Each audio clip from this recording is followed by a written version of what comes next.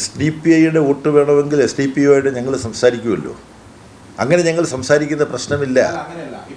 അല്ല, നിങ്ങൾ ആഗ്രഹിക്കുന്ന തരത്തിൽ എനിക്ക് മറുപടി പറയാൻ പറ്റില്ല. ഞാൻ വളരെ വ്യക്തമായിട്ട് പറയുകയാണ്, CPIM LDFും വർഗീയ അടിസ്ഥാനത്തിൽ പ്രവർത്തിക്കുന്ന സംഘടനകളുമായി രാഷ്ട്രീയമായി ചർച്ച നടത്തി ഒരു ധാരണയിലോ നീക്കുപോക്കലോ എത്തുന്ന പ്രശ്നമില്ല.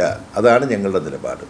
ആ നിലപാട് ഞങ്ങൾ പ്രഖ്യാപിച്ച് കഴിഞ്ഞിട്ട് അവരെന്ത് വേണം എന്ന് തീരുമാനിക്കുകയും പ്രവർത്തിക്കുകയും പ്രഖ്യാപിക്കുകയും ചെയ്യട്ടെ. അന്നേരം നമുക്ക് നോക്കാം.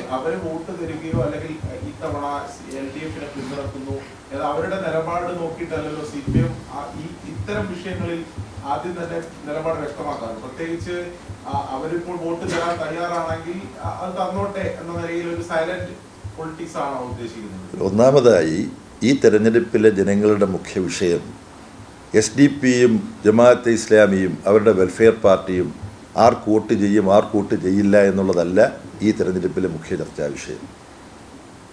UDF അതാണ് മുഖ്യ ചർച്ചാ വിഷയം. എന്തുകൊണ്ട്? അവരെല്ലാം ആശ്രയിച്ചിട്ടാണ് UDF പ്രവർത്തിക്കുന്നത്.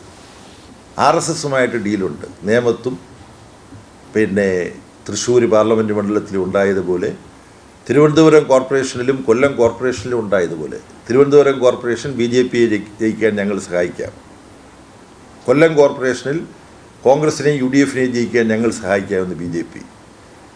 അങ്ങനെ പരസ്പരം രണ്ട് കോർപ്പറേഷൻ അടുത്തടുത്ത ജില്ലകളിൽ പരസ്പരം സഹായിച്ചിട്ട് ആ രണ്ട് കോർപ്പറേഷനുകളിലും ഈ രണ്ട് കൂട്ടർക്കും ഇപ്പോൾ BJPക്ക് കോർപ്പറേഷൻ UDF സംഘടിപ്പിച്ചു കൊടുത്ത തിരുവനന്തപുരത്ത് തന്നെ UDF കൗൺസിലർമാരുടെ എണ്ണവും കൂട്ടി കൊടുത്തിട്ടുണ്ട് BJP.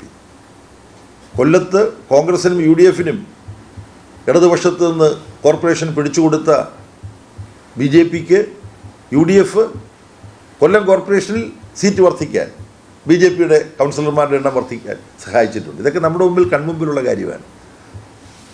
വെൽഫെയർ പാർട്ടി UDFൻ്റെ ഒരു ഘടകരാഷ്ട്രീയ പാർട്ടിയെ പോലാണ് പ്രവർത്തിച്ചത് ത്രിതല പഞ്ചായത്ത് തിരഞ്ഞെടുപ്പ്. ഇതെല്ലാമാണ്. ഇനി അത്തരം പാർട്ടികൾ അവരുടെ നിലപാട് പുനഃപരിശോധിക്കുന്നു, മാറാൻ സാധ്യതയുണ്ട് എന്നെല്ലാമുള്ള സാഹചര്യം ഉണ്ടാകുമ്പോൾ അവരുടെ നിലപാട് വ്യക്തമാകട്ടെ. അപ്പോൾ നമുക്ക് സംസാരിക്കാം. ഇപ്പോൾ അവർ UDFുമായിട്ട് സഹകരിച്ചിട്ടാണ് നിൽക്കുന്നത്.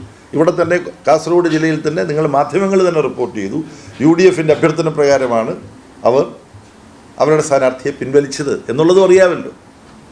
അപ്പോൾ ഉടനെ ഇപ്പോൾ CPM അല്ല അതിനെക്കുറിച്ച് എന്തെങ്കിലും പറയേണ്ടത്, LDFും അല്ല. CPM LDF ഒരു കാര്യം അസന്നിഗ്ധമായി വ്യക്തമാക്കിയിട്ടുണ്ട്. വെൽഫെയർ പാർട്ടിയുമായോ SDP-യുമായോ ചർച്ച നടത്തി എന്തെങ്കിലും ധാരണയോ നീക്കുപോക്കോ ഉണ്ടാക്കുന്ന പ്രശ്നമേ ഇല്ല. അതാണ് ഇപ്പോഴത്തെ സ്ഥിതി. അത്രയേ അതിനെക്കുറിച്ച് CPM പറയാൻ ഉദ്ദേശിക്കുന്നുള്ളൂ.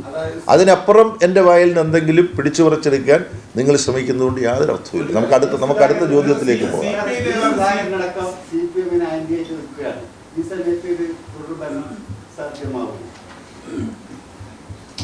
നിങ്ങൾക്കറിയാവുന്ന സഖാവ് MV രാഘവൻ സംസ്ഥാന സെക്രട്ടേറിയറ്റ് മെമ്പറാണ് പാർട്ടിയുടെ. സഖാവ് PV കുഞ്ഞിക്കണ്ണൻ സംസ്ഥാന സെക്രട്ടേറിയറ്റ് അംഗവും ഏകോപന സമിതിയുടെ കൺവീനറുമായിരുന്നു. സഖാവ് പുത്തലത്ത് നാരായണൻ സമന്വയ നേതാവായിരുന്നു. ഈ 3 പേരാണ് മലബാറിൽ നിന്നും ബദൽ രേഖയുമായി ബന്ധപ്പെട്ട് പാർട്ടിയിൽ നിന്ന് പോയത്. 85-ൽ 87-ലെ തെരഞ്ഞെടുപ്പിൽ ഇടതുപക്ഷ ജനാധിപത്യ മുന്നണിയാണ് ജയിക്കുന്നത്.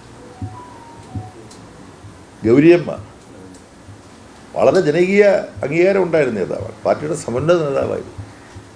ഗൗരിയമ്മ പോയി വേറൊരു പാർട്ടി തന്നെ രൂപീകരിച്ചു. വീണ്ടും ഇടതുപക്ഷ ജനാധിപത്യം കൊണ്ട് ജയിച്ചു. സഖാവ് MVRും സഖാവ് ഗൗരിയമ്മയും തിരിച്ച് അവസാന കാലത്ത് പാർട്ടിയുമായിട്ട് ബന്ധപ്പെടുന്ന നിലയിൽ സ്വന്തം തെറ്റുതിരുത്തുകയും ചെയ്തു. ഇതിനേക്കാളും വലിയ സംഭവമൊന്നുമല്ല. ഇതിപ്പോൾ ഇവർ ഈ പോയെന്ന് പറയുന്നവരുടെ കൂടെ ആരെങ്കിലും പാർട്ടിപ്പെട്ടവർ പോയോ? കണ്ണൂർ ചിലർ പോയി. ആരാ പാർട്ടിയുടെ ഏതെങ്കിലും പ്രധാനപ്പെട്ടവർ പോയോ? പാർട്ടിയായിട്ട് നിൽക്കുകയാണ്. അല്ല, അദ്ദേഹം പോയി. അദ്ദേഹത്തിന് ഞാൻ പറഞ്ഞ സംസ്ഥാന സെക്രട്ടേറിയറ്റിലെ 3 പേര് പോയി, കൂടെ ഒരുപാട് പേര് പോയി. ആരൊക്കെ പോയി? CK ചക്രവാണി, MP ആയിരുന്ന CK ചക്രവാണി പോയി. രാജ്യസഭാംഗമായിരുന്ന സഖാവ് പാട്ടിൻ രാജ്യം പോയി. ഇപ്പോൾ പാർട്ടിയുടെ കൂടാണ് സഖാവ് പാട്ടിൻ രാജ്യം. അപ്പോൾ അതിനെ അതിജീവിക്കാൻ കഴിഞ്ഞ പാർട്ടിക്ക് ഈ നിങ്ങളിപ്പോൾ പറയുന്ന ഏതാനും പേര് പോയത് കൊണ്ട്, അവരുടെ കൂടെ വേറെ ആരും പോയിട്ടില്ല, അവർ മാത്രമേ പോയിട്ടുള്ളൂ. അവർ പാർട്ടി വിട്ട് പോയത് കൊണ്ട് അവർ പാർട്ടി വിട്ടുപോയി. പക്ഷെ അവർക്ക് പോയി പാർട്ടിയുമായിട്ടുള്ള ഈ മഹത്തായ പാർട്ടിയുമായിട്ടുള്ള ബന്ധം അവർക്ക് നഷ്ടപ്പെട്ടതുകൊണ്ട് അവർ ഭാവിയിൽ ദുഃഖിക്കും എന്ന് മാത്രമേ അതിനെക്കുറിച്ച് പറയാനുള്ളൂ.